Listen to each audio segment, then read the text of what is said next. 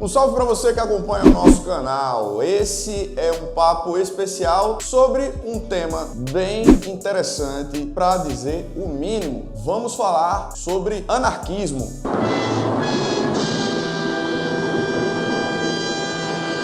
Solta a vinheta.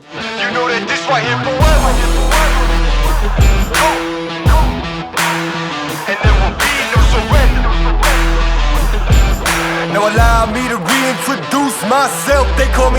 Longe de tentar falar sobre a viabilidade, falar sobre a prática ou qualquer coisa nesse sentido, o objetivo do vídeo é desenvolver, é apresentar de forma objetiva e breve as principais ideias para que você entenda o que vem a ser o anarquismo. Em primeiro lugar, a etimologia do termo anarquia nos indica a ideia de uma ausência de governo. E ao longo da história, nós temos algumas mobilizações que podem ser associadas a um caráter anarquista, mas nada que se compare ao século XIX. Ali, entre a Revolução Francesa e a Revolução Industrial, nós temos, de certa forma, a consolidação do anarquismo enquanto uma filosofia, enquanto uma possibilidade. Legal!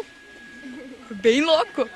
Mas de antemão é importante também considerar que o anarquismo é um movimento, digamos assim, sem unanimidade. Nós temos vertentes dentro do próprio anarquismo. Então, isso é importante de ser pontuado. Nós não temos uma homogeneidade do posicionamento anarquista diante da sociedade, diante da realidade. E qual o problema para os anarquistas? Qual é a questão que eles tentam resolver? Eles se posicionam contra qualquer forma de poder, qualquer forma de autoridade, porque eles vão considerar que o poder, por si só, por natureza, é uma forma de dominação, é uma forma de opressão. E aí eles vão apontar as suas armas diretamente para o Estado, para a Igreja e para as leis. Ah, então quer dizer que os anarquistas propõem uma vida sem o Estado, sem as leis e sem a Igreja? É exatamente isso. E como é que seria essa vida? Uma coisa de cada vez. Vamos primeiro entender por que seria importante derrubar o Estado. Porque, segundo os anarquistas, o Estado ele foi constituído como um terceiro a ser mediador nos conflitos entre as pessoas e um grande gestor da vida em coletividade, só que ele não faz isso em prol de todos. Na verdade, ele faz isso em prol das elites, desprezando a condição da maioria das pessoas, em especial os trabalhadores. E aí nós temos uma série de trabalhadores que vivem na pobreza, pessoas que não têm trabalho e que acabam entrando na extrema pobreza, na miséria, morando na rua, e são fortes sintomas de que o Estado, ele atende às demandas de uma elite minoritária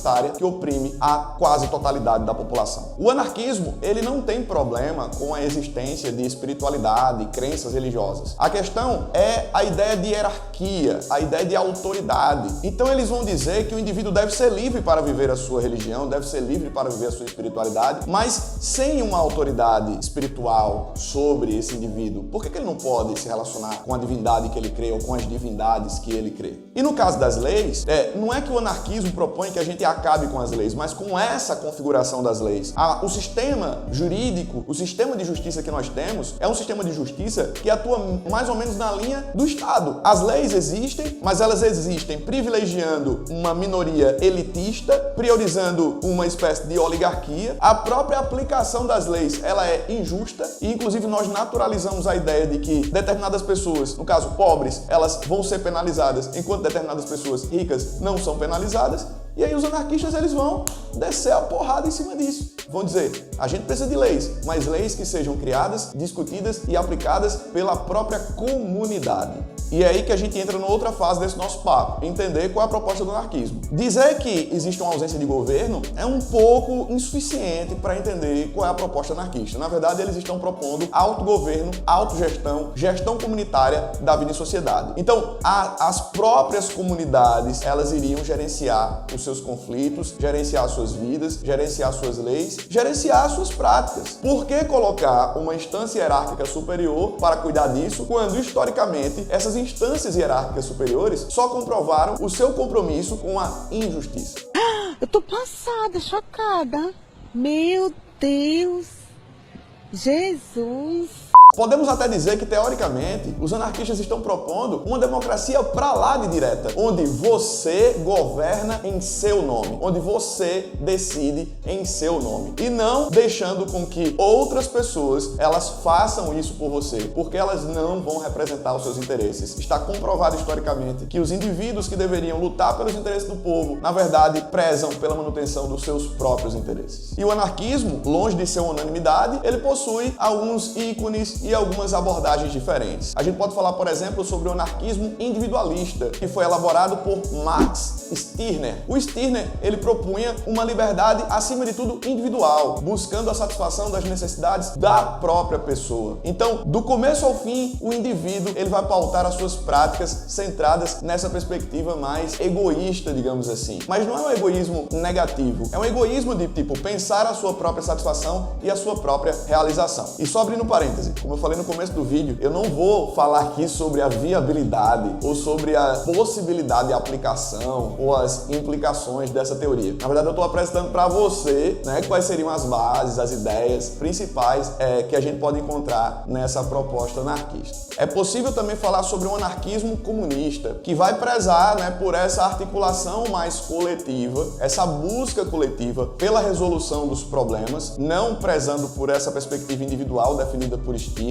E aí a gente tem, inclusive, o Mikhail Bakunin como representante do que muitas vezes aparece nos livros como um anarquismo coletivista. E qual seria a grande diferença entre a proposta comunista e a proposta anarquista definida por Bakunin ou por Pierre-Joseph Proudhon? Porque o comunismo, ele propõe uma tomada gradativa e uma mudança gradativa do capitalismo até chegar no comunismo. Os anarquistas defendem uma ruptura imediata e uma aplicação imediata dessa forma de autogoverno e autogestão. A derrubada do Estado, a quebra da propriedade privada e do próprio sistema capitalista é tudo isso que está na pauta dos anarquistas. Tudo isso deve acontecer imediatamente. Não teremos uma fase transitória. E, diferentemente também do que o comunismo propõe, no anarquismo, como já foi dito, nós temos aí a ausência do Estado. E existem aí 3 elementos importantes que pautam em boa parte do pensamento anarquista. Eles vão trabalhar muito o papel e o valor da educação, da rebelião e da revolução. A educação, segundo os anarquistas, ela sempre foi utilizada para doutrinar as pessoas. A educação sempre foi utilizada, por exemplo, para fazer as pessoas pensarem de forma capitalista, ou de forma liberal, ou de forma conservadora. É na educação que as pessoas aprendem a serem individualistas. E aí, o anarquismo, ele vai propor que a educação, ela seja alterada, ela seja desconstruída. A educação para os anarquistas tem que pautar justamente a ideia da construção de uma visão coletiva de realidade. Então, o anarquismo, de um modo geral, por mais que não haja um consenso, ele propõe que a educação, ao invés de trabalhar na cabeça do indivíduo os seus resultados, o seu desenvolvimento, mas fazer com que ele pense o desenvolvimento do todo, o desenvolvimento da comunidade. Então aí eu acredito que esteja desmistificando algumas coisas sobre o anarquismo. Normalmente as pessoas, quando pensam anarquismo, pensam violência, pensam destruição e caos. Não é necessariamente isso, por mais que essas coisas estejam, de certa forma, no radar anarquista. E aí nós temos a rebelião. A rebelião seria uma não sujeição, seria uma insubmissão imediata diante das ordens, das opressões, das repressões da sociedade. É quando o indivíduo, ele simplesmente se insurge diante daquilo que conspira contra a sua autonomia e a sua liberdade. Então, enquanto a rebelião, ela é imediata e pontual, a revolução, ela tem uma abrangência maior. É como se a gente imaginasse todas as pessoas se rebelando. Então, quando uma pessoa, um pequeno grupo, estabelece uma ação pontual de não sujeição a alguma regra, rebelião. Quando nós estamos diante de uma transformação mais abrangente, ampla, envolvendo uma gama de pessoas, a gente fala de revolução. Então, nós passeamos por pontos e por personagens importantes do anarquismo para fazer você entender um pouco mais. Evidentemente, não cabe tudo de anarquismo num vídeo curto, numa plataforma como o YouTube. Aqui na descrição você vai ter mais informações, você vai ter referências bibliográficas e aí dicas de leitura para que você, por conta própria, possa ler e possa tirar suas próprias conclusões. Aqui no canal, eu tento aproximar esses conteúdos das humanas que eu considero interessantes de você, e essa aproximação também é uma provocação para fazer fazer você buscar por conta própria. Aproveito para agradecer o engajamento e motivar você a se inscrever. Se inscreve, ativa as notificações, curte esse conteúdo, deixa o teu comentário, compartilhe esse conteúdo com seus amigos, porque assim a gente vai conseguir romper as barreiras aí dos 30 mil inscritos. Na verdade, a gente já está se aproximando dos 40, mas a ideia é chegar nos 50, nos 60, nos 70 e fazer mais gente filosofar junto com a gente, beleza? Um grande abraço e até a próxima.